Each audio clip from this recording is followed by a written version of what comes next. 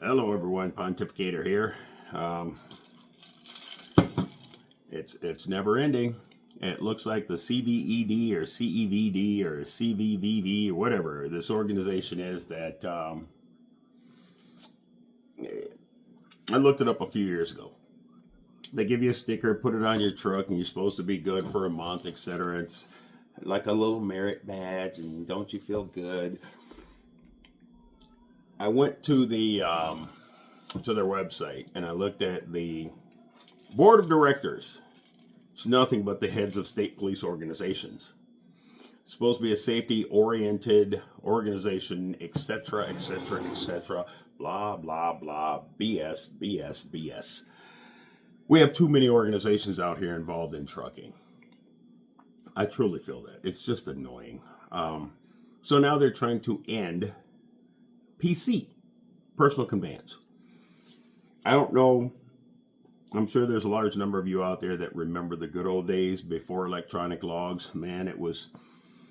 I don't know if I would want to drive a truck in the crap that you guys have to put up with now. We had fun. It was before the prevalence of cell phones. Everyone had a CB. We talked to each other. We helped each other out. We communicated with each other. And we kept each other informed. We argued. We cussed each other out. Man, it was shit. It was a good time. It was a good life. I enjoyed it. I've got zero regrets of my days on the road in the old days. They want to end PC.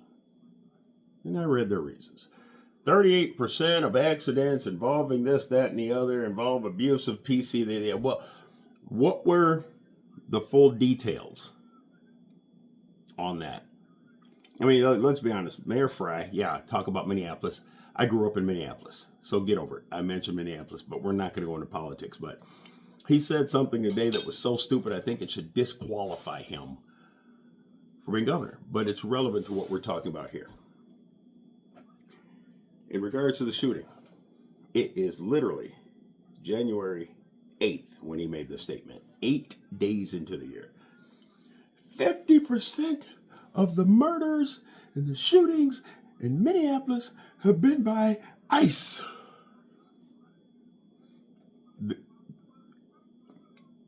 It's a mega idiotic statement. It's almost like you have to challenge the fact that he was ever educated at any level, even third grade. This is how I feel about a statistic that's just thrown out there without understanding how the number was built. 38% of all accidents involving this, that, or the other. Were the drivers at fault in these accidents? What were the circumstances? So they fed this up to the FMCSA. Now the FMCSA is actually listening to them. I didn't say they're going to do it, but they're hearing them. If you end PC, you are going to end up with drivers stranded all over the place. Some of them in dangerous neighborhoods and dangerous situations, because what happens if they go and pick up a load? I don't want to pick on any particular city, but just say downtown LA and the guy only has red clothes. Now, some of you will know what that means. But you go down there and they say, well, you can't PC. We don't care if you're out of hours.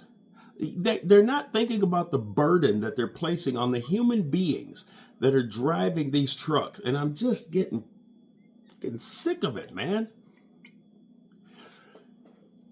One of their other stated reasons, well, drivers don't understand PC. Then write them a freaking ticket. And they'll learn it. They'll look it up. If not, they'll get another ticket and another one.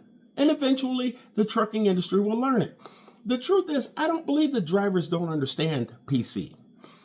I believe that you and your officers do not like seeing drivers using PC in the manner that the law allows. I've seen this happen time and time again. You believe that they shouldn't be allowed to do it, so you want to change the law. Well, you came in and asked a few years ago, and the FMCSA told you flat out, no, you haven't shown us any data. So you went and crafted a bunch of data and said, here you go, FMCSA. This is the way they do things, guys. Remember, I had a driver that got a citation for having his cell phone in his hand while driving commercial motor vehicle. And the law that they wrote him up for said, paragraph D, this does not apply to commercial motor vehicles. The cop number one should never have written it up on the inspection report because of that single statement. But I disputed it. They rejected it. I disputed it again, and it was a pretty harsh dispute. And I think at one point I was actually kind of rude, like, are you stupid? Can you not read? They rejected it again. Some of you will say they rejected it because I called them stupid, but I think they're stupid when they do things like this.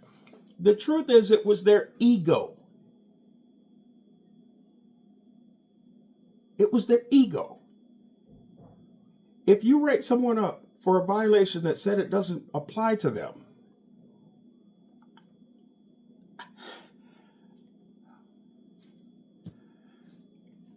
so this is where I believe this is coming from. I don't believe that the mass majority of drivers don't understand PC. And not only that, it's personal conveyance anyway. There are only a few circumstances where personal conveyance does not apply. It's personal. You're not making money with it. You're not earning. Your company's not profiting or benefiting from the movement. You just don't like it. I will tell you, 7 years ago, I had a driver, and he'll comment on this if he sees this. He watches my videos. He had a friend, lover, life partner. No, he's not gay. It was a girl. And she was dying. She was on her deathbed. He was in California. I let him PC home. I said, dude, I'll fly you. He said, I don't want to leave your truck out here. I don't care about the truck. I do. I let him PC home. It's personal. An RV, a person can get in an RV, okay? 3 axles. I don't know what the weight is on those things. They can drive that SOB all the way across the United States without sleeping, hopped up on cocaine, and drive it all the way back to New York. And other than the cocaine, you'll never bother them.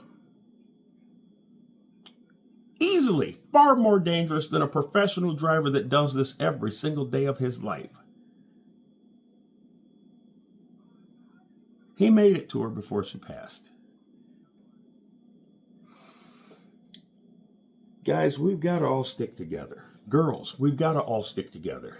You guys all need to take a look. It's going to sound like I'm crazy, but I've got 99 things I'm fighting all at one time, and I can't keep doing it all by myself. Pink Cheetah TQL. Catch up on what's going up. Look it up. See where the case is right now. It affects every single one of you. I don't even care if you're a company driver. It affects you. Get up on some of this stuff. Stop looking at the stupid truck crash videos. You know, it boggles my mind that everything that we're going through in this industry, all of you guys that can't find a place to sleep at night, you pull in to paid parking. The paid parking spaces are so damn tight, it's amazing you don't do $10,000 worth of damage to the truck beside you while you're trying to get back in. I mean, I view things differently than most people. Okay, I do. We have to all get over the silliness and get serious in this damn industry.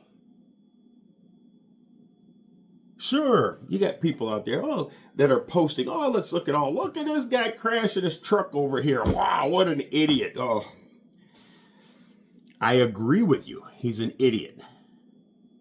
But that video will get 1 million views and serves no purpose whatsoever to increasing the quality of this industry or the quality of your life. Carrie's United here, folks. Pray that they don't end PC. Get active. Let's find out what they're going to do. I'll try and keep you posted. If they post a thing for comments on it, go on. Think about what your life would be like if you were not allowed to PC. I know some companies don't allow it. I do allow my drivers to PC because they're adults.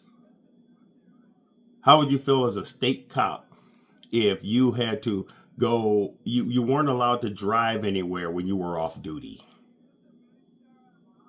That's the exact same thing you guys are proposing to the trucking industry. CarriersUnited.com. You guys have a great evening. Best of luck to you. I'm not going to quit fighting for us. Okay? Don't give up on me. Join us. CarriersUnited.com. Take a look at, I used to mention everybody in here. Now, thank goodness for We the Truckers or WeTheTrucks.com. I don't have to mention 20 people because they're putting us all together. WeTheTrucks.com. We the people, in order to form a more perfect trucking industry. You guys have a good evening. Thank you.